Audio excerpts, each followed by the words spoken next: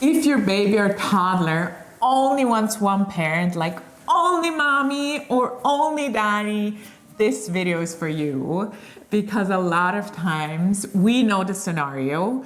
It can be very frustrating because we're like, oh, usually it was like, for me, it was they wanted me. I felt rejected. I felt I was not a good daddy. Yeah. And it was actually always me. Yeah. And now we look at why, and when you understand, then it's easier. Yeah. And I mean, with us, we had the classical model that I was at home. So I was all the time with the kids. And I I breastfed them, I fed them, I put them down for naps. So just like the whole day through. So they were very used to me, but as well, I knew them exactly well, which also makes a difference, because if they cry one way, I know what it was, so I know what they needed. So it's a habit you create over time, which was so much more difficult for you, because you came back in the evenings. You came back from work, and so there's 8 hours or even more, 10 hours that you're missing. And I think this is important to remember. Yes. It's natural that your child will go for one parent quicker, and to just understand it's also a habit. It's what they know, it's their security. Yeah. And suddenly, if dad, which was in our case, wanted to put the kids to bed, there was a lot of crying and screaming and, no, mommy! So what we do wrong as moms, like we need to be cautious about, is not to step in quickly. And that's not easy, because we hear the crying. And before I had kids, heard about this, I'm like, this is gonna be no problem. I want my husband to be able to put my kids to bed too.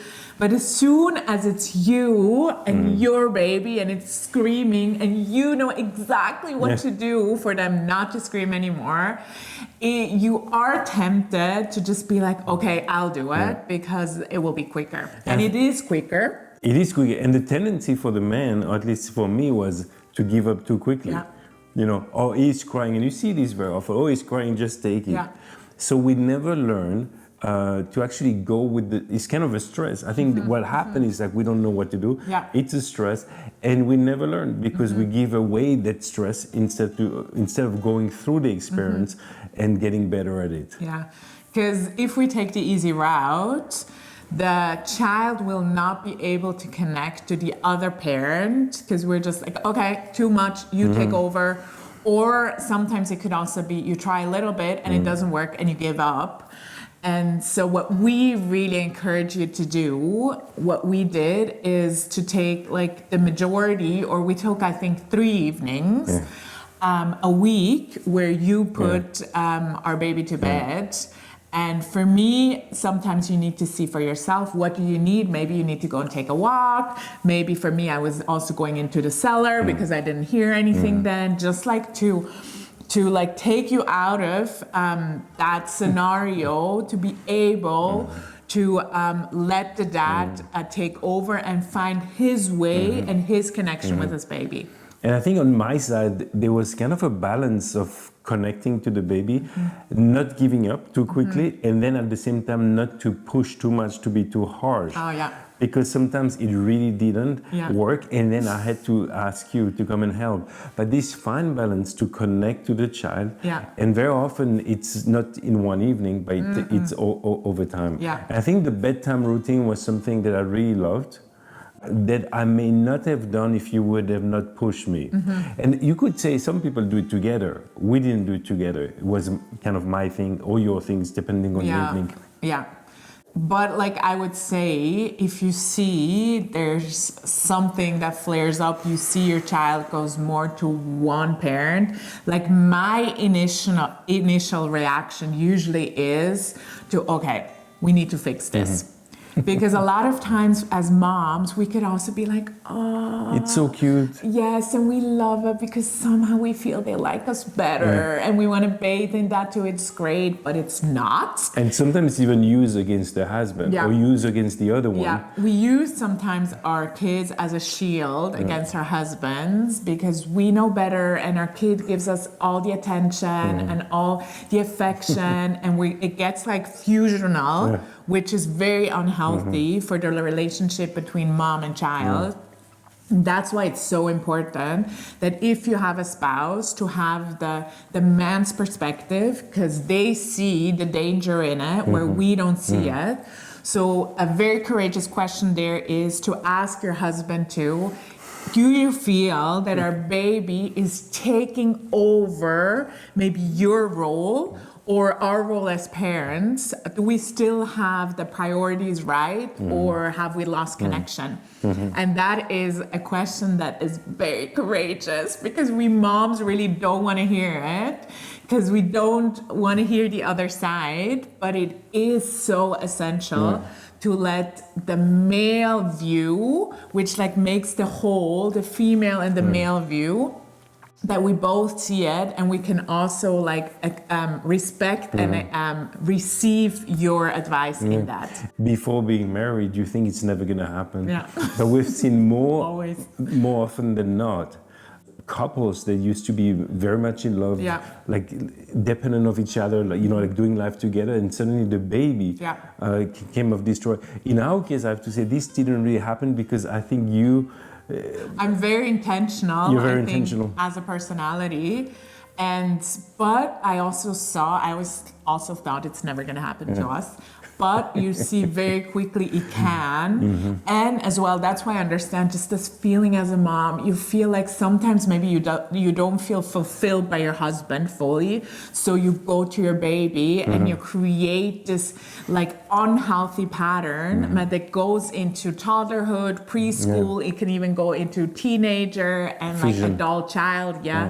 That is just like very destructive for our connection. So that's why we need to be aware of it and not be like, oh, this feels so good. No, take it as an opportunity to work on the connection between the father and the child, because it is as important and so important for the kids to have a relationship with their dad. I think what helps too, I had one evening for me to do my hobbies, but then it was one morning for you to do your hobbies. Your hobbies was having a coffee. Alone, but without any kids. But the thing is about this, Saturday morning was mine. Yeah. And I think this is also something, some husbands, you hear them, the way they talk. Oh, I wouldn't know what to do if my wife wasn't around. I wouldn't know what to do if I was alone with the kids. I think this is something we installed very early. Actually, also with the dates with the child. You know, we started from a young age to go have a single date, me with a child, you with a child. So for me, it was kind of easy, or like the idea of to be alone with the child was not so hard because you started from very young. Yeah. And during this Saturday morning, it was mine. So I learned how to, to be around them. Yeah. And the routine also. The routine, yeah. Yeah. And also it's like really creating opportunity for connection. And that's, again, something active. It won't just come naturally. It's like something we need to choose and be aware of. If it tips in one side, I also heard sometimes it tips like in one side a bit when the kids get older to the dad, especially if the dad is maybe more lenient and not as strict. So they then tend to go more to dad and ask things, or like go and they love dad a little bit more because he says more yes. So there too, we need to be very cautious, and for there, like the dads to be open to find a common ground, because we're a team and we shouldn't work against each other as well. Like the dad could feel well in that scenario too. I know, of course, because you receive identity, you receive connection from your kids. I know I have to be careful there, for example. Like for why? Sure. How? Yeah, because the question, am I more easygoing because I want to receive, love and identity? I think I am a little bit more easygoing, but the problem is I need to understand it. And then it's okay to be more easygoing, but the problem is what we have between us sometimes. I go against you by not being in unity, Yeah.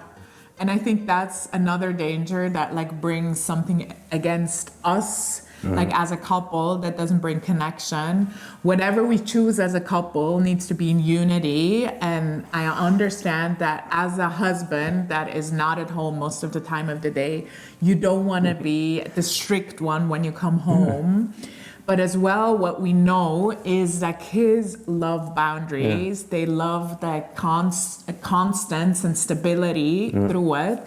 So in our minds, we just have to flip it, that it's not something negative for the kids, or but like it's a punishment. It's something they crave and they need for their environment to know exactly where the boundary is until how far they can go. So that's another subject as a couple to really talk through. I mean, there's so much talking through in this with your kids. There's so many danger points where we need to detect it and be open to each other to receive correction from the other person that maybe feels like you always are with the baby, or why is the baby sleeping in the bed? I feel kind of put on the side. That's like something that I feel husbands are scared to raise. They don't say, or even women that decide to breastfeed on demand. It's usually the woman's decision and not the man's decision. So how about even there to ask your husband, how do you feel about that? Should we change something? Just let this conversation be ongoing and let's be humble enough to receive from the other. And it comes back to what we always teach. The kid is welcome in the family and we are the team. Yes. Yeah. And we are the team is something we have to fight for actively. And it's so active that it sometimes hurts. I think sometimes we also have to say that. Because I know you might see us and you think it's natural and it's easy and it's smooth, and it's far from that. I mean, we've had also times where we couldn't find each other, where it was very difficult. And we had to fight for this connection and just be intentional about topics like that. So what is one advice you would give dads? It's been a long time, and it's interesting. It's kind of coming back all this. And I have to say, be courageous. I was selfish, and I didn't want to really do the work. So it was easier to run to you. And I think I will approach it with more courage today, and I will also approach it with the idea that it's a long-lasting relationship that we're building. As a young dad, I saw just the moment.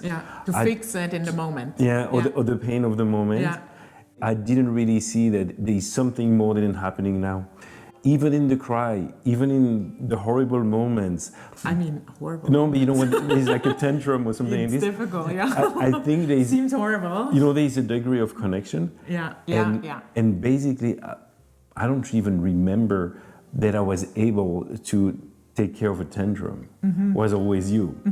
And I was very happy and fun about it. But I think today I will take it more as a challenge, not to be a super daddy or whatever, but to believe that even in the tantrum, there is a place for connection. There's always opportunity. If I think back in the most difficult seasons, it was where I grew the closest to the kids, because there was this opportunity. If we stick it out, if we stay there for a heart-to-heart connection. And it's interesting you say this, because to add this, now we see the fruits of this time. I'm sometimes disappointed because now when they want to talk to someone, it's rather Shamira. So I think we have a good connection with all of them. But when it's like a deep thing, talk on the bed, one of those evening talks, it's usually Shamira. So you see, you create those times early on. So, and for me, what I would tell moms is to let the dad also do it their way. Because I think that's very difficult for us, because we know exactly which button to press, how to do it, and that it goes quickly and smoothly and sing or whatever. But the dad will have a very different approach. It's interesting you say this, because I don't remember that I felt pressured. I mean, I intentionally didn't want you to feel it, and that's why I didn't do it, but automatically will come. And I think it's because you said it before. I did it on my own, for example, the bedtime and all this. So we decided it's my time. So you were not next to me. But I can imagine if she was next to me, like for example, when I cook. Or behind the door. Yeah, behind the door. If I cook something and she's next to me, whatever, or the contrary. This is something when we feel the judgment, even if there is none. So really give them the space, maybe go out of the house if you have to, for your own protection and your husband's and child's protection. and just let them find their own rhythm that is going to be their dad rhythm that will not go against you, because even if it's different, it can be in unity. So we really want to encourage you with that it's not a lost battle if one child favors one parent over the other. It's really normal, but it's an opportunity to grow deeper in connection and give the opportunity to the other parent to grow a relationship that goes beyond what you see now. And you're creating the relationship now, and it takes a lot of time. It's a marathon and not a sprint. So we want to encourage you on the journey. If you have any questions, just like put them in the comments, or any testimonies. We would love to hear that. Of course. So until next week, when we're back with a new topic, we're very excited about it already. Bye. Bye.